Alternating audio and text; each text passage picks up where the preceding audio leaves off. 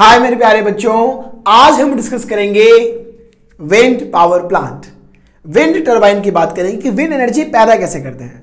सबसे पहले समझ लेते हैं विंड होता क्या है। बच्चों आप जानते हैं moving air is called wind, है ना। बहती हुई हवा को क्या बोलते हैं हम लोग? विंड बोलते हैं। अच्छा, ये भी एक कन्वेंशनल सोर्स ऑफ एनर्जी, मतलब ये भी परंपरागत ट्रेडिशनल हमारे बाप दादाओं से चलता हुआ है।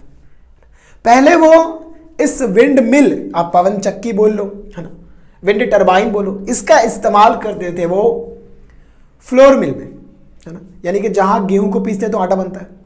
तो पवन चक्की की मदद से, यानी कि टरबाइन हमारा घूमता था। ऐसे समझ लो पंखा है, टेबल फैन, वो घूम रहा है और उसके घूमने की मदद से हम लोग क्या करते थे? फ्लोर मिल चलाते थे। लिफ्टिंग ऑफ वाटर, पानी को लिफ्ट करते थे, है ना, कुएं में से पानी निकालना है तो ये होता था भाई, ये घूमता था, उसके से रस्सी खींचता था पानी को और पानी निकाला जाता था। तो ये तो पुरानी बातें थी, है ना।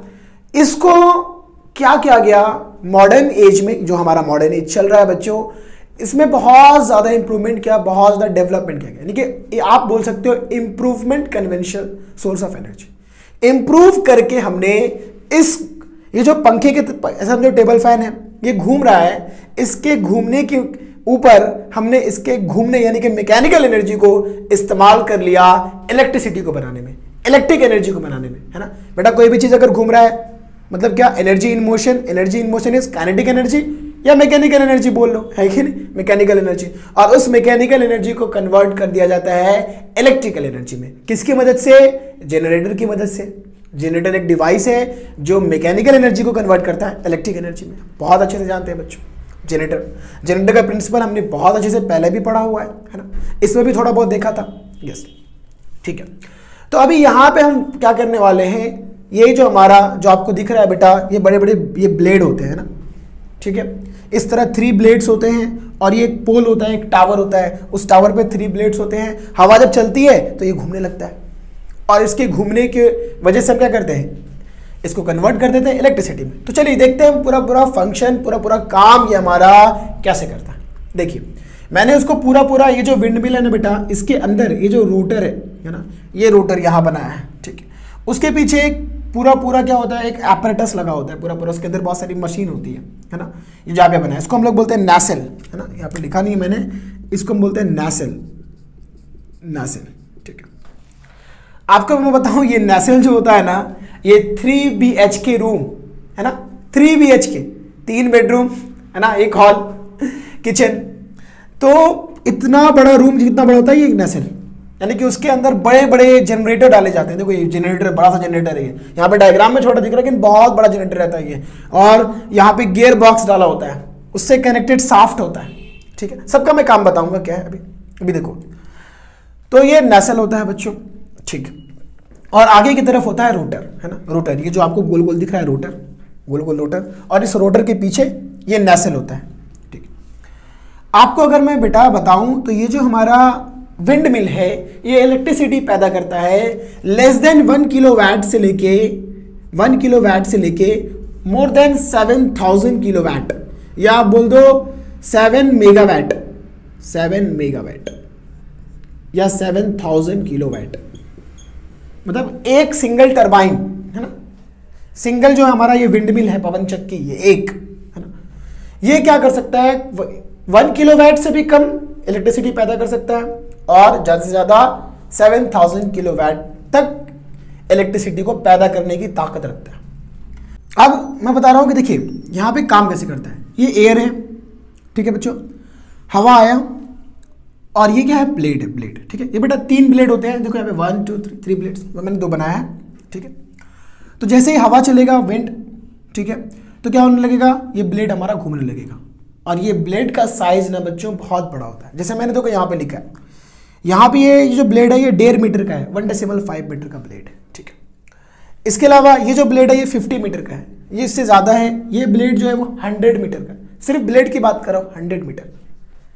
अगर नॉर्मल मैं ऐसे जनरली बात करूँ ना, तो उस ब्लेड की हाइट 60 to 70 फीट होती है।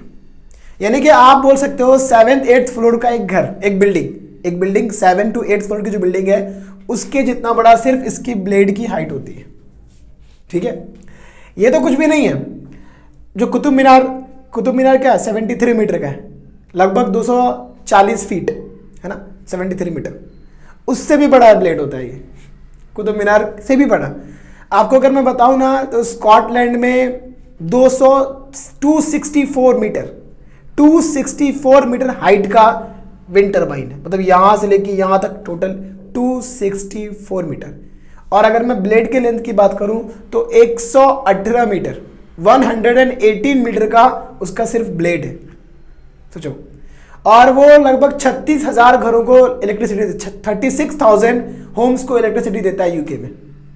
स्कॉटलैंड में एक बेटा बिल्डिंग है, ठीक है, गॉस ग्लास बिल्डिंग, ठीक है, उससे भी डबल है वो, मतलब जो सबसे टॉलेस्ट बिल्डिंग है स्कॉटलैंड की उससे दोगुना है, उसका भी दोगुना है, मतलब इतना ज्यादा हाइट का हमारा क्या है भाई, टरबाइन है। कौन सा? Wind turbine. विंड टरबाइन का मतलब क्या? ऐसा टरबाइन, विंड टरबाइन को बोल सकते हो आप ऐसा मशीन जो क्या करे, विंड एनर्जी को, है ना, विंड को, ठीक है, या ऐसा बोल दो काइनेटिक एनर्जी ऑफ विंड को कन्वर्ट कर दे इलेक्ट्रिकल एनर्जी में, उसको हम लोग क्या बोलते हैं? Wind turbine. विंड टरबाइन किसको बोलते हैं बेटा? ऐसा डिवाइस जो काइनेटिक एनर्जी ऑफ विंड को, विंड के काइनेटिक एनर्जी को कन्वर्ट कर दे किसमें?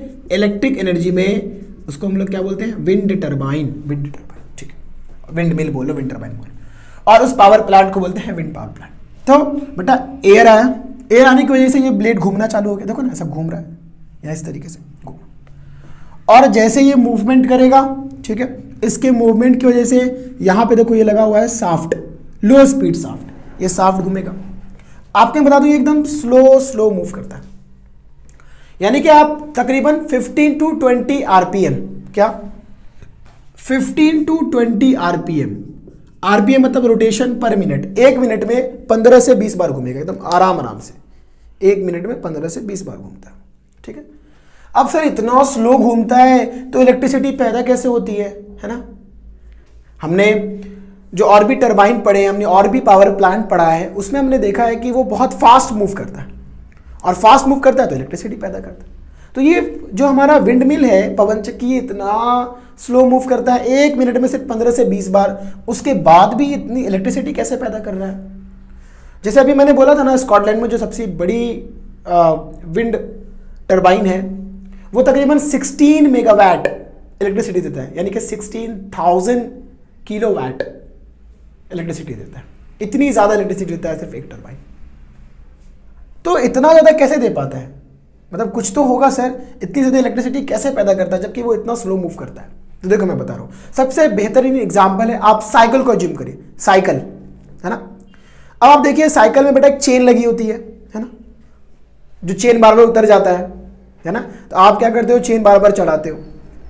अब बिना चेन के पैडल घुमाओ, बिना चेन के पैडल घुमाओगे, है ना, या मान लो चेन हमारा खराब हो रहा है, उसमें जंग लग रहा है, तो आप पैडल घुमाओगे तो आपका जो पहिया है ना, व्हील, वो बहुत कम घूमेगा, बहुत कम घूमेगा। या नॉर्मली घुमाओगे तो जितनी बार आप जितना प्रेशर लगाओगे, मान लो एक बार पैडल घुमा रहे हो तो वो पहिए व्हील एक ही बार घूमेगा। लेकिन अगर चेन है, आप डबल स्टैंड पे लगा दो अपने साइकिल को, डबल स्टैंड पे साइकिल को लगा दो, लगाने के बाद जब आप एक बार पैडल मारोगे तो आप देखना ये 5 से 10 बार घूमेगा। चेन जो है ना, चेन वो क्या करता है, उसकी स्पीड को बढ़ा देता है। ऐसे आपने पैडल मारा, बस ये व्हील घूमना चालू हो गया। 5 बार मारोगे, हो सकता है ये 20 बार घूमे, है ना। तो चेन बहुत, यही चेन, अगर चेन नहीं रहा, चेन निकाल दो साइकिल से, तो आप साइकिल चला ही नहीं पाओगे, मतलब थक जाओगे, मर जाओगे डायरेक्ट। सोचो, वो चेन का पूरा कमाल है कि क्या कर रहा है वो, आप एक बार आप फोर्स लगा रहे हो, एक बार पैडल मार रहे हो तो वो 4 से 5 बार व्हील घूम रहा है और आप आगे तक चले जा रहे हैं। सेम कहानी यहां पे होती है, लेकिन यहां पे चेन नहीं बल्कि गियर बॉक्स, यानी कि ये गियर बॉक्स का रोल चेन अदा करता है साइकिल में। तो यहां पे ये गियर बॉक्स का काम क्या है, गियर बॉक्स का काम है इसकी स्पीड को बढ़ा देना। What is the function of gear box? Gear box increase the speed of what, rotation. जो रोटेशन होता है उसकी स्पीड को बढ़ा देता है। आपको पता है कितना स्पीड को बढ़ाता है भाई? अभी मॉडर्न टेक्नोलॉजी आ गई है 1:120, यानी कि एक बार, आप सोचते हो कितना धीरे धीरे घूमता है। सिर्फ ये एक बार घूमेगा ना हमारा ब्लेड, ये 120 टाइम घूम चुका होगा साफ्ट।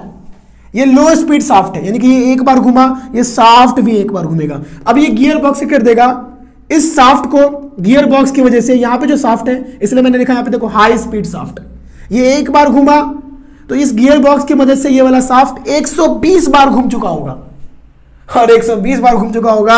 ये जनरेटर क्या करेगा, इलेक्ट्रिसिटी पैदा करेगा। बेटा ये घूमेगा, जनरेटर के अंदर होता है कॉइल, हम जानते हैं कॉइल, कॉइल ठीक है, और मैग्नेट होता है। तो जनरेटर के अंदर का कॉइल घूमेगा और कॉइल के घूमने की वजह से मैग्नेटिक फ्लक्स आएगा, यानी कि मैग्नेटिक इंडक्शन पैदा होगा, EMI इलेक्ट्रोमैग्नेटिक इंडक्शन, और फिर इलेक्ट्रिसिटी पैदा होगी, और फिर इलेक्ट्रिसिटी को भेज दो ट्रांसमिशन लाइन से, भाई ट्रांसमिशन लाइन से घरों तक भेज दो, है ना।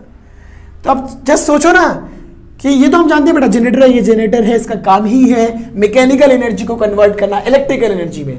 एनर्जी इन मोशन, जो घूम रही एनर्जी, जो काइनेटिक एनर्जी है, जो मैकेनिकल एनर्जी है, कोई भी कुछ भी बोल लो आप, उसको कन्वर्ट करता है ये मैकेनिकल एनर्जी में, ये तो करेगा। तो सारा काम जो है ना वो देखो गियर बॉक्स का है, और गियर बॉक्स ना भाई एक रूम, आपके एक रूम के बराबर होता है, इतना बड़ा गियर बॉक्स होता है। क्योंकि मैंने क्या बोला, ये जो नेसल है ना ये 3 BHK रूम के बराबर होता है, इतना ज्यादा। तो उसमें अच्छा खासा स्पेस होता है उसमें। ये जो हमारा आप बोलोगे सर इसको सेटलमेंट कैसे करते हैं, इतना बड़ा स्ट्रक्चर है। तो भाई इसका जो टावर है ना, टावर, ये टावर इसका जो बेस है वो कई पार्ट में रहता है, ये पूरा पूरा खोखला रहता है और कई पार्ट में रहता है। मान लो पहले सबसे पहले नीचे में हमने ये पार्ट रखा, अब इसके ऊपर दूसरा पार्ट क्रेन के हेल्प से इस पार्ट में ऐड किया, फिर इसके बाद क्रेन के हेल्प से और पार्ट वाइज रहता है, और अंदर से पूरा खोखला रहता है ताकि हेवी वेट ना हो।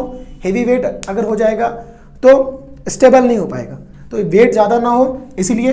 और दूसरा क्या बेटा, ये जो हमारा दिख रहा है ना आपको बेस, जिसको मैंने बोला सपोर्ट बेस या टावर, जो बहुत हाइटेड होता है। अभी मैंने बोला भाई कि मतलब इसकी हाइट 200 मीटर तक होती है भाई, 200 के ऊपर मीटर तक होती है, इतनी ज्यादा हाइट पे बनाया गया। ठीक है, इतना हाइट पे क्यों बनाते हैं, इतना हाइट पे इसलिए बनाते हैं कि जितना ज्यादा ऊपर हाइट करते हैं बेटा विंड उतना ज्यादा चलती है, हवा उतनी ज्यादा तेज आती है। ठीक है, तो रेडिएशन उतना स्पीड उनको फास्ट मिलेगा। तो अभी मेरी बात को सुनिए, यहां पे इसको खोखला बनाया जाता है। खोखला इसलिए बनाया जाता है कि यहां से जो भी जनरेटर से इलेक्ट्रिसिटी पैदा होगी, ये जनरेटर से जो भी, मान लीजिए जनरेटर ने क्या किया, देखिए जनरेटर ने क्या किया, जनरेटर ने इलेक्ट्रिसिटी पैदा की। अब मान लीजिए यहाँ पे इलेक्ट्रिसिटी पैदा हुआ, ये मैं लिख रहा हूँ प्लस, एक काम करता हूँ इसको रेट से बनाता हूँ प्लस, और मैं यहाँ लिख रहा हूँ ये माइनस। ठीक है, ये इलेक्ट्रिसिटी पैदा हुई। ठीक है, अब ये इलेक्ट्रिसिटी वायर की मदद से, बेटा वायर की मदद से यहाँ से ऐसे लिया हमने, वायर की मदद से। ठीक है, और मान लो एक लाल वायर कलर बना दे रहा हूँ, एक ब्लू बना है। तो ये जो हॉलो बनाया गया है, खोखला बनाया गया है, इसके अंदर से पाइपलाइंस होती हैं, है ना। और ये विंड, ये जो आपको टरबाइन है वो एक टरबाइन नहीं होता भाई, 100-200 की तादाद में होता है टरबाइन। एक टरबाइन जो है नॉर्मल अगर देखा जाए तो ज़्यादा इलेक्ट्रिसिटी पैदा करेगा ही नहीं, है ना। मतलब ये तो हाईएस्ट रेंज है ना, 7000 किलोवाट। कम बात करें मान लो 2 मेगावाट का भी है, 2000 किलोवाट का भी है ना, 2 किलोवाट का भी है, 5 किलोवाट का भी है। तो इस तरह एक नहीं बेटा 200 to 300 इस तरह विंड टरबाइन लगाए जाते हैं एक साथ, और उसको हम लोग बोलते हैं विंड फार्म, जो मैंने यहाँ पे बनाया विंड फार्म। आप यहाँ पे देख सकते हो कि अलग अलग हाइट पे, ये मैंने हाइट लिखा है बेटा 61 मीटर, 61 मीटर की हाइट पे, यानी कि तकरीबन 200 फीट के आसपास ये है, जिसकी ब्लेड लेंथ 1.5 मीटर है, यानी कि 1.5 मीटर है। और ये कितना इलेक्ट्रिसिटी पैदा कर रहा है, 2 किलोवाट, एकदम कम एनर्जी है, 2 किलोवाट। ठीक है, उसके बाद आगे बात करें हम, तो ये देखिए 400 फीट, लगभग 500 फीट या 400 फीट के आसपास, यानी कि 122 मीटर। इसके ब्लेड का लेंथ 50 मीटर होता है, ये बेटा ब्लेड का लेंथ है, ये ब्लेड, और ये पैदा करता है 2000 किलोवाट, 2000 किलोवाट। ठीक है, मैंने ऑलरेडी आपको बताया है बच्चों कि अगर मैं बात करूं 1 मेगावाट, तो 1 मेगावाट का मतलब क्या है, 1 मेगावाट का मतलब ये है कि तकरीबन 15 से 20 हज़ार घरों को इलेक्ट्रिसिटी दिया जा सकता है ना, एक दिन का।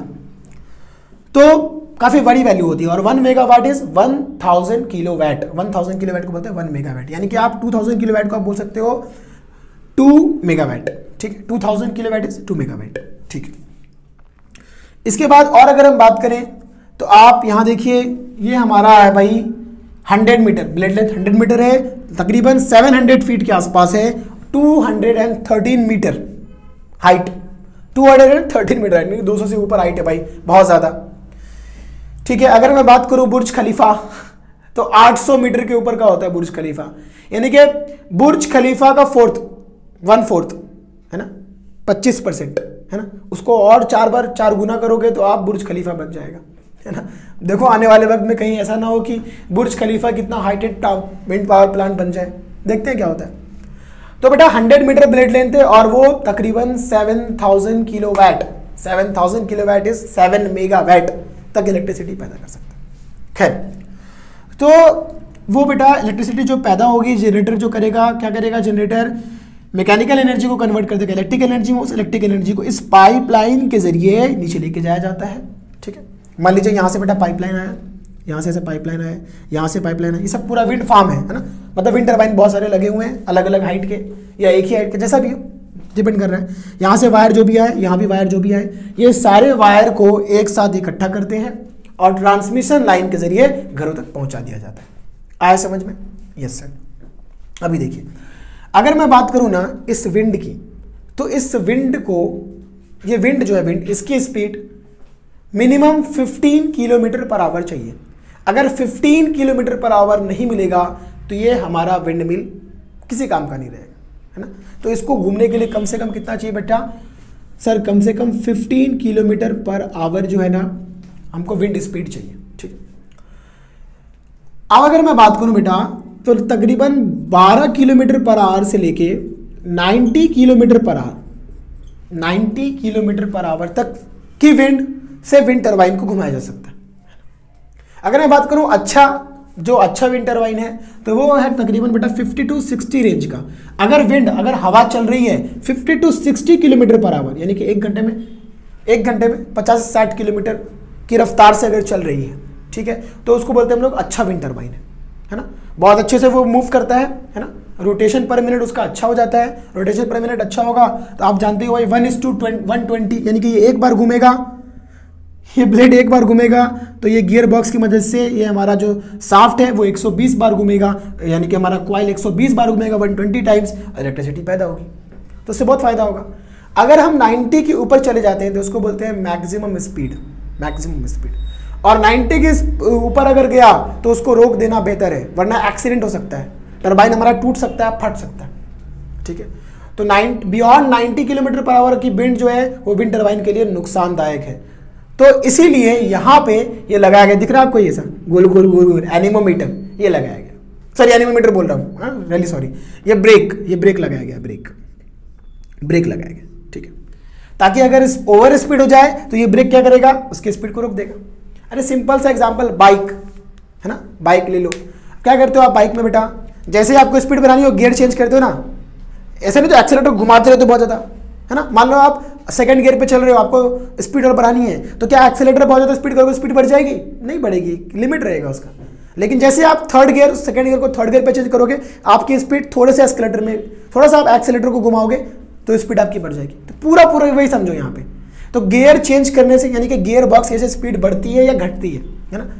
इसके अलावा यहाँ पे ब्रेक का इस्तेमाल किया गया है। आप गियर कम करते हो तो कैसे ब्रेक भी लगाते हैं और गियर भी कम करते हो, अगर आपको स्पीड स्लो करना हो तो बिल्कुल यहाँ पे भी गियर बॉक्स और ब्रेक दोनों साथ में काम करेगा और इसकी स्पीड को कम कर दिया जाएगा। तो ओवर स्पीड से बचने के लिए ब्रेक का इस्तेमाल किया जाता है ना। इसके अलावा ये जो दिख रहा है ना आपको एनीमोमीटर, इसका क्या काम है? डायरेक्शन। अरे मान लीजिए ये टरबाइन लगा हुआ है, अब हवा यहाँ से आ रही है, क्या हवा इधर ही घूमेगा?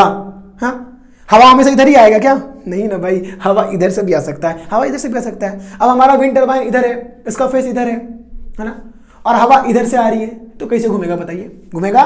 नहीं घूमेगा। तो क्या करना पड़ेगा? उसका डायरेक्शन को चेंज करना पड़ेगा।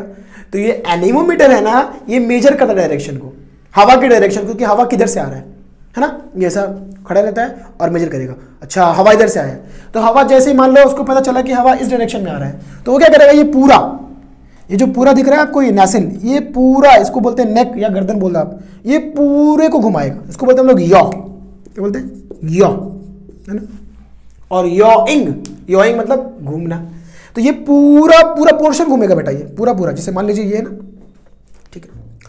तो अभी मान लीजिए यहाँ पे बेटा क्या था, ये नॉर्मली हमारा इसमें ब्लेड लगा हुआ है, ये ब्लेड है, ठीक है। ये अभी हवा इधर आ रही थी, अब इधर आएगी, तो ये पूरा ऐसा घूमेगा, ऐसा, ये पूरा, है ना, इसके साथ, ठीक है। मतलब ये जो टावर है ये नहीं घूमेगा हमारा, ये पोर्शन घूमेगा। बात को समझिए, ये जो पोर्शन है ना ये पूरा ऐसे घूमेगा ऐसे। मान लीजिए कि ये हमारा है नैसेल और ये हमारा टावर और इसमें लगा हुआ है ये टरबाइन, ठीक है। तो टावर तो ऐसा ही फिक्स रहेगा, ये नैसेल घूमेगा, देखो ये देखो, ये नैसेल घूमेगा तो ये टरबाइन भी घूमेगा, दिख रहा है, टरबाइन घुमा, टरबाइन आपके सामने दिख रहा है, आपके सामने डायरेक्शन में आ गया, अब इधर चला जाएगा। तो इस तरह कहानी होती है, इसको बोलते हैं यॉइंग। तो हर चीज़ का यहाँ पे देखो इलाज है भाई। ओवर स्पीड हो गया तो ब्रेक है, डायरेक्शन अगर चेंज हो गया तो एनीमोमीटर क्या कर रहा है, उसके डायरेक्शन को बता दे रहा है और फिर यॉइंग कर जा रहा है वो और फिर मूव कर रहा है। तो ये इस तरह बेटा विंड टरबाइन हमारा काम करता है। अब मैं बताता हूं बच्चों कि यहां पे इसका एडवांटेज क्या है और डिसएडवांटेज क्या है, ठीक है। तो अगर हम बच्चों इसके एडवांटेज की बात करें तो सबसे पहला एडवांटेज है it is a renewable source of energy. कौन सा सोर्स है ये? Renewable source of energy. सही बात है, मतलब ये कभी खत्म नहीं होने वाला है, फ्री में मिल रहा है हमको, फ्री ऑफ कॉस्ट मिल रहा है। कुछ पैसा लग रहा है क्या, हवा खरीद रहे हैं क्या? नहीं भाई, है ना, लगा दो चलता रहेगा ये। तो भाई यहाँ पे हमको कोई कोयला वगैरह को नहीं जलाना पड़ रहा है, फ्यूल को नहीं जलाना पड़ रहा है हमको, है ना, पूरा फ्री। जिस तरह हाइड्रो इलेक्ट्रिक पावर प्लांट में पानी फ्री मिलता है उसी तरह यहाँ भी हवा, विंड जो है हमको फ्री मिलता है। तो सबसे पहला एडवांटेज क्या है, it is a renewable source of energy, ठीक है, and it will not exhaust, ये कभी खत्म नहीं होगा, ठीक है। और क्या एडवांटेज है? और एडवांटेज है कि विंड टरबाइन से इलेक्ट्रिसिटी बहुत ज्यादा पैदा किया जा सकता है। देखिए ना, एक टरबाइन जो है वो 7 मेगावाट तक की इलेक्ट्रिसिटी पैदा कर सकता है। तो दूसरा पॉइंट बोल सकते हो कि wind turbine power plant has maximum capacity to produce electricity, है ना, मैक्सिमम कैपेसिटी इसको इलेक्ट्रिसिटी बनाने के लिए। अच्छा, और क्या फायदा बोल सकते हो?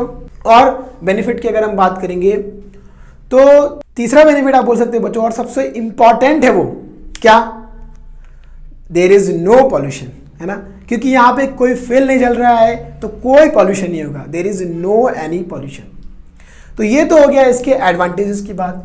अगर मैं बात करूं डिसएडवांटेज की कि इसके नुकसानात क्या क्या, सबसे पहला प्रॉब्लम क्या है, तो देखिए मैंने क्या बोला भाई, इसकी हाइट इतनी ज़्यादा होती है ना, सिर्फ ब्लेड की मैं बात कर रहा हूँ, तो उस ब्लेड को ले जाने के लिए देखिए पूरा टरबाइन जो पूरा ये जो दिख रहा है आपको, छोटा सा यहाँ पे डायग्राम में दिख रहा है भाई, मैंने क्या बोला कि लगभग 200 मीटर के ऊपर भी रहता है ना, 264 मीटर, है ना, 264 मीटर सबसे वर्ल्ड का सबसे टॉलेस्ट टरबाइन है हमारा, ठीक है, और वो है चाइना में, ठीक है।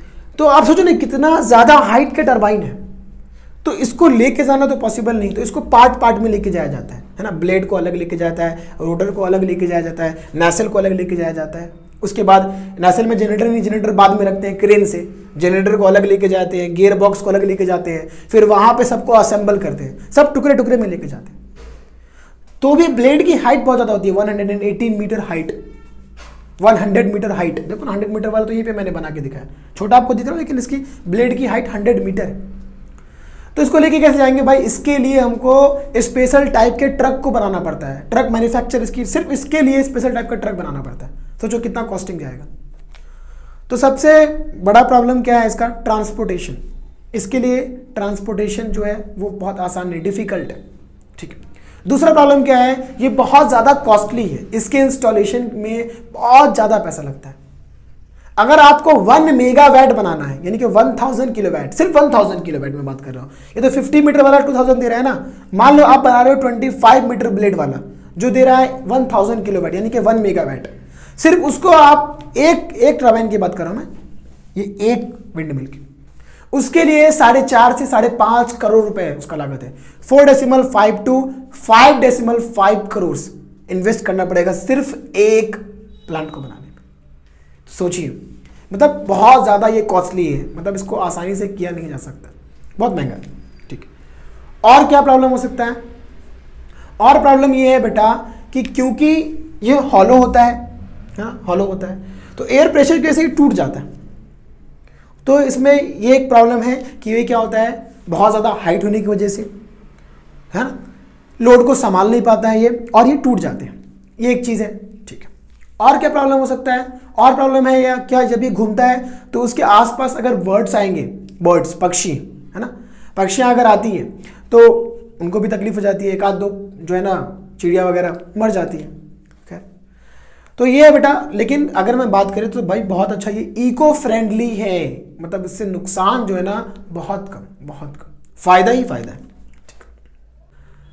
और मैं बोलूं अगर बेटा, तो मैंने क्या बोला कि इसको कम से कम 15 किलोमीटर पर आवर चाहिए। किसको? जो हमारा ब्लेड है ना, यानी कि उसको हवा, विंड की स्पीड, हवा की स्पीड कम से कम 15 किलोमीटर पर आवर चाहिए। अगर नहीं मिलेगा तो वो घूम ही नहीं पाएगा, ब्लेड रोटेट ही नहीं करेगा। तो ये हर जगह पॉसिबल नहीं है लगाना, आपको किसी स्पेसिफिक एरिया में लगाना पड़ेगा। यानी कि इसको आप सिर्फ और सिर्फ शी शोर में ही लगा सकते हो, है ना, सी शोर। What is mean by she शोर? देखो, सी शोर का मतलब बेटा होता है समुद्र के किनारे जो जमीन होती है, क्योंकि समुद्र के पास बहुत ज़्यादा हवा चलती है, ठीक है, तो उसको बोलते हैं शी शोर। तो समुद्र के किनारे लगाया जाता है इसको। एक चीज़ और बता दूं बेटा कि जो विंड टर्बाइन होता है ना, वो दो तरह का होता है, एक ऑन शोर और एक ऑफ शोर। ऑन शोर मतलब जमीन पे, ये सब जो दिख रहा है आपको, ये सब लैंड पे, जमीन पे। ये देखो मैंने लिखा ऑफ शोर, मतलब ये समुद्र के अंदर। ऑन शोर यानी कि समुद्र के किनारे ही जमीन पे रहेंगे, लैंड पे रहेंगे। लेकिन ऑफ शोर मतलब समुद्र में, समुद्र में भी बनाया गया है। क्या बनाया गया है भाई? तो विंड टर्बाइन समुद्र में बनाया गया। अगर मैं बात करूं कि दुनिया का सबसे बड़ा ऑफ शोर विंड पावर प्लांट कहाँ है, ऑफ शोर विंड टर्बाइन की बात कर रहा हूं मैं। ऑफ शोर मतलब समुद्र के अंदर जो बनाया गया है वो सबसे बड़ा। तो सबसे टॉलेस्ट जो विंड टर्बाइन है जो ऑफ शोर में है वो है तकरीबन 264 मीटर हाइट। 264, सोचो कितना ज्यादा हाइट होगा। यानी कि यहां तो हमने 213 तक लिखा था, इससे भी ज्यादा। उसके ब्लेड का लेंथ होता है 180 मीटर्स, 118 मीटर्स, 118 उसके ब्लेड का लेंथ। अगर मैं बात करूं रोटर की, रोटर दिख रहा है, ये रोटर, इस रोटर का डायमीटर 242 मीटर्स है। सिर्फ ये रोटर का डायमीटर बता रहा हूं मैं, 242 मीटर्स, है ना। और ये है चाइना में मिंग यांग्स टर्बाइन। क्या नाम है इसका? मिंग यांग्स टर्बाइन, ठीक है, ये है चाइना में। इसके अलावा अगर मैं बात करूं ऑन शोर की, ऑन शोर में सबसे ज्यादा टॉलेस्ट है तो वो 260 मीटर, 260 मीटर, जो कि स्कॉटलैंड में है, ठीक है। और मैंने बताया ही भाई कि स्कॉटलैंड में जो सबसे टॉलेस्ट बिल्डिंग है ग्लासगो टावर, है ना, उसका डबल है वो टर्बाइन उससे भी डबल है। और तकरीबन यूके में 36,000 घरों को वो इलेक्ट्रिसिटी सप्लाई करता है। इसके बाद और मैं बात करूं बेटा तो हैलाइड एक्स करके नाम है टर्बाइन का, wind turbine halide x, UK में। ये भी ऑफशोर है, मतलब समुद्र में। इसकी हाइट तकरीबन 260 मीटर है और इसके ब्लेड का लेंथ 108 मीटर्स है। और ये जो है 12 मेगावाट इलेक्ट्रिसिटी पैदा करता है। मतलब वर्ल्ड का रिकॉर्ड बना हुआ है कि तकरीबन 312 किलोवाट आवर एक दिन तक ये कंटिन्यूअस 312 मेगावाट आवर इसने इलेक्ट्रिसिटी दिया कंटिन्यूअस फॉर्म में। अगर मैं बात करूं तो world wide total 3,50,000 wind turbine है, 3,50,000 विंड टर्बाइन, जिसमें वर्ल्ड में सबसे ज्यादा अगर विंड टर्बाइन यानी कि मैं बोलूं वर्ल्ड लार्जेस्ट विंड फार्म, यानी कि जहां बहुत ज्यादा इलेक्ट्रिसिटी, उसकी कैपेसिटी इलेक्ट्रिसिटी पैदा करने की है और बहुत ज्यादा टर्बाइन है, तो वो है नंबर 1 पे बच्चों चाइना। चाइना में जिंगक्वान करके पावर प्लांट है जिसकी कैपेसिटी तकरीबन 20 गीगावाट है, 20 गीगावाट इलेक्ट्रिसिटी पैदा करने की ताकत रखता है। उसके बाद आपको पता है हमारी कंट्री इंडिया दूसरे नंबर पे।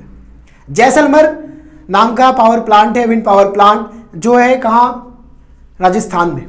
उसकी कैपेसिटी है तकरीबन 1.6 गीगावाट, यानी कि 1600 मेगावाट इंस्टॉल्ड कैपेसिटी जैसलमेर। उसके बाद बच्चों 3rd नंबर पे आता है यूएस का अल्टा, जिसकी इंस्टॉल्ड कैपेसिटी है 1.548।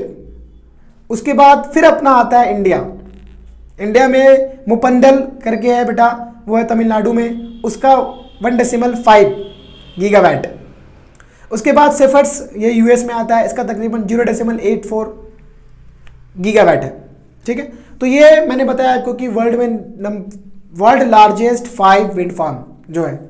अब मैं बात करता हूं हमारे इंडिया में कि हमारे इंडिया में सबसे ज़्यादा विंड फार्म कहाँ है, सबसे बड़ा विंड टर्बाइन कहाँ है और उसकी कैपेसिटी कितनी है। इंडिया लार्जेस्ट विंड फार्म में नंबर 1 पे आता है मुपंदल, जो तमिलनाडु में है। उसकी कैपेसिटी 1500 मेगावाट है। उसके बाद अगर मैं सेकंड नंबर पे बात करूं तो वही जैसलमेर राजस्थान का, जिसकी कैपेसिटी तकरीबन 1064 मेगावाट है। उसके बाद अगर थर्ड नंबर पे बात करूं तो थर्ड नंबर पे है ब्रह्मनवेल, जो धुले में है महाराष्ट्र में, जिसकी तकरीबन 528 मेगावाट है। और उसके बाद फिर महाराष्ट्र में ही है सांगवी में, उसकी अगर मैं बात करूं तो उसकी कैपेसिटी है तकरीबन 278 मेगावाट। तो इस तरह इंडिया में भी तमिलनाडु में है, महाराष्ट्र में है, राजस्थान में है, ठीक है। तो ज़्यादातर महाराष्ट्र, तमिलनाडु और राजस्थान में ही है क्या, विंड पावर प्लांट। और इंडिया में ऑन शोर पावर प्लांट ही है, यानी कि अभी तक ऑफ शोर पावर प्लांट नहीं। फर्स्ट ऑफ शोर पावर प्लांट बनेगा गुजरात में, मतलब गुजरात में बन रहा है विंड पावर प्लांट, प्लानिंग भी हो रही है उसकी। मतलब बात ये चल रही है कि अगर गुजरात में जो ऑफशोर पावर प्लांट है वो अगर बन गया तो दुनिया में सबसे ज़्यादा इलेक्ट्रिसिटी पैदा करने वाला वो पावर प्लांट बनेगा। ऑफशोर पावर प्लांट समुद्र में बनाया जा रहा है गुजरात में। उसकी कैपेसिटी तकरीबन बताई जाती है कि 2030 तक 50 मेगावाट इलेक्ट्रिसिटी पैदा करेगा, जबकि हाईएस्ट अभी क्या है 20 मेगावाट जो चाइना में है। तो हो सकता है आने वाले वक्त में इंडिया रिकॉर्ड तोड़ दे और नंबर 1 पे आ जाए इलेक्ट्रिसिटी पैदा करने में विंड टर्बाइन के मामले में। तो देखिए क्या होता है, आप मुझे कमेंट कीजिए कि आपको इसके बारे में आपकी क्या राय है, आपको क्या लगता है कि क्या इंडिया नंबर 1 पे आ जाएगा विंड पावर प्लांट के मामले में। तो बच्चों ये मैंने पूरा आपको बताया कि विंड पावर प्लांट काम कैसे करता है, उसके एडवांटेजेस क्या हैं, डिसएडवांटेजेस क्या हैं, वो दुनिया में कहाँ कहाँ पर है, दुनिया के टॉप कौन से हैं, इंडिया के टॉप कौन से हैं, ये सारी बातें मैंने डिटेल में आपको बताई।